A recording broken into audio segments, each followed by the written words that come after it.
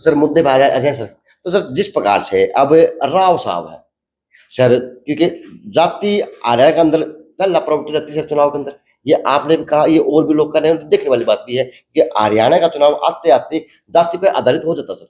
तो जिस प्रकार से आज कहीं ना कहीं सांसद धर्मवीर जी को भाजपा ने टिकट दे दी, तो जिस प्रकार से राव साहब जेजेपी जाके पार्टी के अंदर तीर्थार्थी बन चुके सर, तो जिस प्रकार सर भिवानी के अंदर कैंडिडेट बच गए 2 या 3, जैसे राव दान सिंह जी, सुक्ति चौधरी है, तो नुकसान तो अगर देखें तो इसमें कांग्रेस को इसमें तो कोई शक ही नहीं है।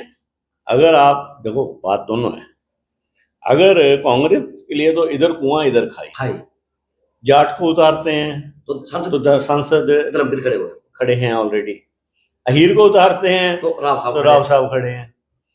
तो अब चुनाव के टाइम जातीय समीकरण भी हावी रहने हैं, और सबसे बड़ा मुद्दा मोदी जी भी मुद्दा है बहुत बड़े। इस कारण आपने एक बात कही थी मैं 2 दिन पहले इंटरव्यू में कि B team sir, B team का काम भी दिखने लग गया, बी टीम की आवाज भी। देखो इस चीज की अब चर्चा है कि जिस प्रकार से दुष्यंत चौटाला जी ने अपने भाषण में कहीं भी बीजेपी के खिलाफ कोई ज्यादा बात नहीं बोली जी, और अमित शाह जी ने तो यहाँ तक कहा कि हमारे बहुत अच्छे संबंध हैं उनसे जेजेपी से, और दुष्यंत जी हटने के बाद, गठबंधन टूटने के बाद मुख्यमंत्री जी से मिलने गए स्पेशली, जो फॉर्मर चीफ मिनिस्टर है मनोहर लाल जी से। तो एक आम चर्चा पहले से थी कि चुनाव के समय ये गठबंधन टूटेगा और दोनों अलग अलग लड़ेंगे, और उसमें इस तरह के कैंडिडेट आएंगे मैदान में जो कि भाजपा को फायदा दे। चाहे ये संयोग है या ये प्रयोग है, ये तो देखो समय बता देगा, लोग पागल नहीं है। आपने तो इस संयोग का तो पहले चर्चा कर दिया था, तो सर आपको आशंका थी कि किस प्रकार की? मेरे को तो शुरू से ये लग रहा था कि भाई भाजपा ने जजपा का समर्थन लिया था और सरकार बनाई थी हरियाणा में, लेकिन उस समय भाजपा को जरूरत थी, परंतु भाजपा के पास 6-7 इंडिपेंडेंट भी थे। चाहती तो भाजपा इनको ना भी मिलाती, पर भाजपा ने अपना धर्म निभाया 4.5 साल तक, और जजपा को बहुत अच्छे महकमे भी दिए और उन्होंने अच्छे सरकार में बड़ी अपने मजे से चलाई भी। अब ये तो आम शुरू से था कि जजपा और भाजपा लोकसभा चुनाव या विधानसभा चुनाव जो भी पहले आएगा अलग लड़ेंगे, और वो उसमें कहीं ना कहीं कोई ना कोई एजेंडा होगा। अब वो जो चर्चा थी ना, अब वो सिरे चढ़ती नजर आ रही है। सर जिस प्रकार से भाजपा ने समर्थन देके जिस पार्टी को जमाना पार का जुमला बना के साबित करने का काम किया, उसी प्रकार सर उसी किसान आंदोलन की बात हो तो किसान आंदोलन जो किसान थे, मैंने इंटरव्यू काफी किसानों की सर, उन्होंने काफी बार बताया था कि जो हमारा दुष्यंत था, हम दुष्यंत के थे, हमने दुष्यंत के दिन रात एक तपस्या की थी। वो किसान भी नाराज हैं, और जिस प्रकार से अब वो और आक्रोश बढ़ रहा किसानों का भी है, चाहे जाट समाज का भी, चाहे किसी और अन्य का है। सर लगता नहीं कि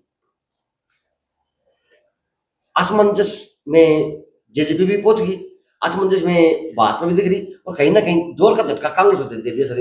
देखो कांग्रेस को तो नुकसान है ही, परंतु जजपा के लिए मजबूरी भी है चुनाव तो लड़ना। अब बिल्कुल घर बैठ जाएंगे तो वोट बिल्कुल ही हाथ से खिसक जाएगा, और वैसे भी 5 साल की जो सत्ता रही है, 4.5 साल की, उसमें जजपा का नकारात्मक वोट भी बहुत बढ़ गया। लोग उनसे, सत्ता में जो रहता है उससे नाराज भी होते हैं, जो कि ज्यादा उलाना या बीजेपी वालों ने इन पे डाल दिया भी इनसे नाराज हैं लोग। और जजपा का इसमें कोई शक नहीं है कि अधिकांश वोट बैंक खिसक चुका है इस वक्त, चाहे आने वाले 5 साल बाद फिर वो रिवाइव कर लेंगे, परंतु तो आज की तारीख में जो जनाधार है जनता इनका जजपा का, वो खिसका है, यानी ग्राफ डाउन है सर, बिल्कुल डाउन गया है। और वो बाकी तो जनता जनार्दन है, चुनाव में पता लगेगा, परंतु जो फौरी तौर पे लग रहा है इनका ग्राफ गिर गया है। सर आप बड़ी बारीकी से पत्रकारिता करते हैं, दिन ट्रिब्यून के आज अब हमारे शहर के गणमान्य व्यक्ति को आते हैं सर, आपको क्या लगता है कांग्रेस पार्टी को क्या तो करना चाहिए, किस प्रकार की लड़ाई दिखनी चाहिए ताकि धरातल भी दिखे, ताकि लोग, देश का लोकतंत्र भी बचे, क्योंकि लोग लोग हरियाणा में खुद ही एक दूसरे को मारती है। अगर कांग्रेस के नेता जो अलग अलग ग्रुप हैं, वो आप दूर क्यों जाते हो, भिवानी महेंद्रगढ़ में यहाँ एकजुट होकर चुनाव लड़ लेते हैं तो चुनाव बहुत अच्छा बन सकता है। किरण चौधरी हैं, इधर हुड्डा का ग्रुप है, अगर ये एकजुट होकर लड़ते हैं चुनाव, चाहे टिकट श्रुति को मिले चाहे दान सिंह को मिले, अब क्योंकि हालात दोनों के हैं, क्योंकि जातीय समीकरण इस तरह से है, तो दोनों में से जो भी लड़ता है, और पार्टी अगर एकजुट होकर लड़ती है तो मुकाबला अच्छा देखने को मिलेगा। नहीं सर, अब कहीं ना कहीं चुनावी माहौल की शुरुआत थी, तो सर इसके अंदर कहीं ना कहीं कांग्रेस इस शहर से, इस हल्के से, इस जिले से, दादरी जिले से, महेंद्रगढ़ जिले से, ये कहीं ना कहीं अपनी दावेदारी ठोक रही थी, दिख रही थी। लेकिन कहीं ना कहीं जेजे पार्टी के राव साहब ने आके सारे माहौल को ये एक बार तो देखो जेजेपी का राव साहब उधर से आ गए, तो वो कांग्रेस से ही आए हैं, और कांग्रेस के नेता ईमानदार होते तो हो सकता है कि राव बहादुर सिंह को मना भी सकते थे। उन्होंने कहा है कि मैं भूपेंद्र हुड्डा जी से बात करना चाहता था, उन्होंने मेरी सुनी नहीं। तो कांग्रेस को इस मौके पे उनको मना लेना चाहिए था, नहीं मनाया तो देखो चुनाव में इसका खामियाजा भुगतना इसमें भी पड़ेगा। कहीं ना कहीं गुटबाजी शेयर की सर कांग्रेस को। कहीं ना कहीं आखिरी दिनों में ये चर्चा आ रही थी कि बहादुर सिंह की टिकट की दावेदारी को किरण चौधरी जी का खेमा सपोर्ट कर रहा है। तो भूपेंद्र, बेसिकली राव बहादुर सिंह भूपेंद्र हुड्डा के आदमी थे, तो लगता है भूपेंद्र हुड्डा जी ने वहां उसको काटा मार दिया, और जब वो पार्टी छोड़ के जाने लगे तो उससे बात नहीं की।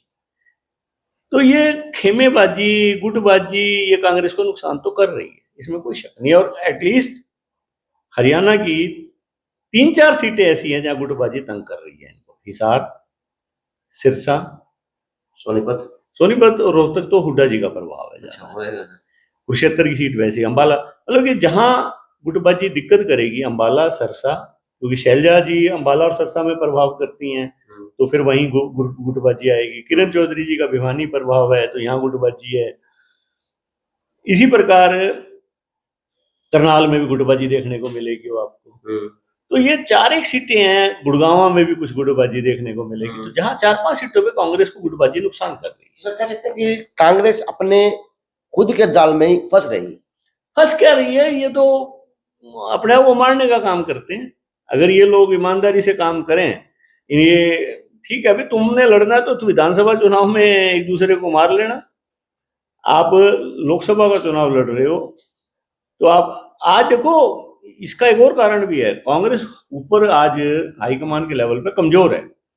जिस दिन कांग्रेस ऊपर मजबूत हो जाएगी, इन सबको कान पकड़ के सीधा चला सकती है, फिर ये सीधे होंगे। है कभी वो मोड़ में होगी तो सीधा करने का काम तब हो जाएगा, तब सीधा काम हो जाएगा।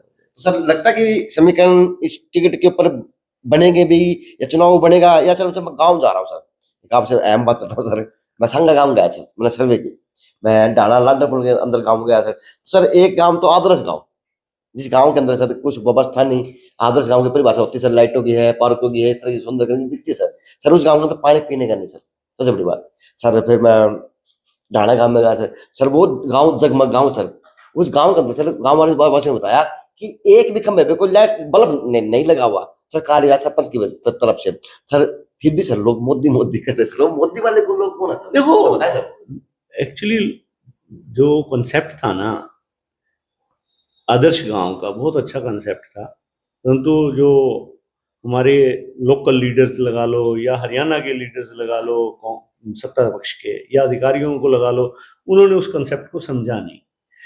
अब लोगों के तो दिमाग में है ना कि भाई प्रधानमंत्री तो ये स्कीम दे सकता है, आपको चलानी तो नीचे वालों ने है ना। क्या उस प्रधानमंत्री को, उस प्रदेश के मुख्यमंत्री को हक है होल्डिंगों पे होल्डिंग लगवाना कि जगमग गांव, आदर्श गांव की परिभाषा सर? ये फिर मुख्यमंत्री का ज्यादा दोष आ जाता है, तभी तो कह देते हैं कि देखो सेंटर में तो मोदी जी को देंगे, स्टेट में कहीं भी दे सकते हैं, क्योंकि स्कीम देने वाला तो ठीक है, उसने तो अच्छी स्कीमें दे दी आपको, आपको चलानी तो अब स्टेट को है ना, स्टेट नहीं चला रही, लिस्ट उनके खिलाफ है लोग। लेकिन सर वो लोग कौन है सर, वो कौन से घर से आए सर?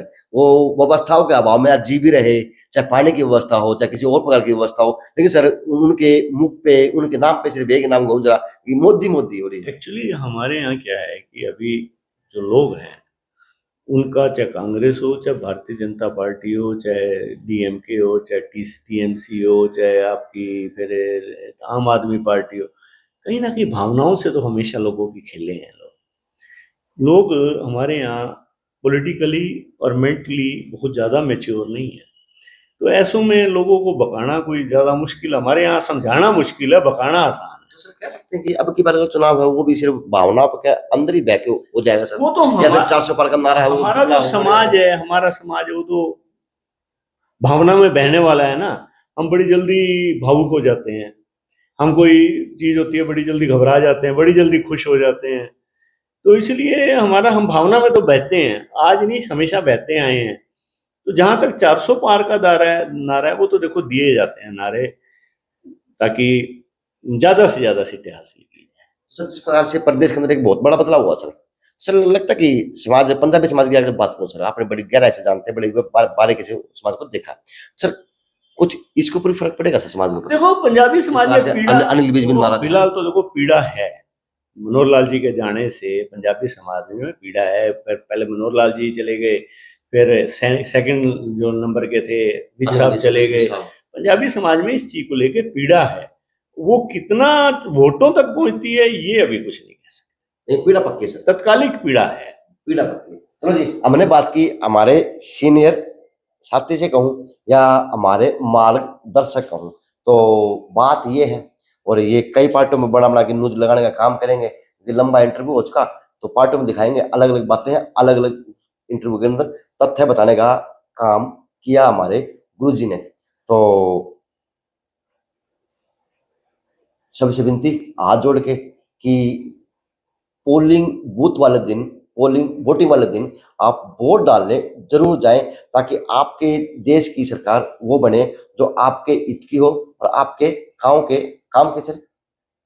ऊपर काम करती है, लोगों की सुविधाओं और लोगों के कामों के लिए जो सजीदा हो। चलो जी, JNC न्यूज़ से अजय नायक, दीपांशु शर्मा की खास रिपोर्ट।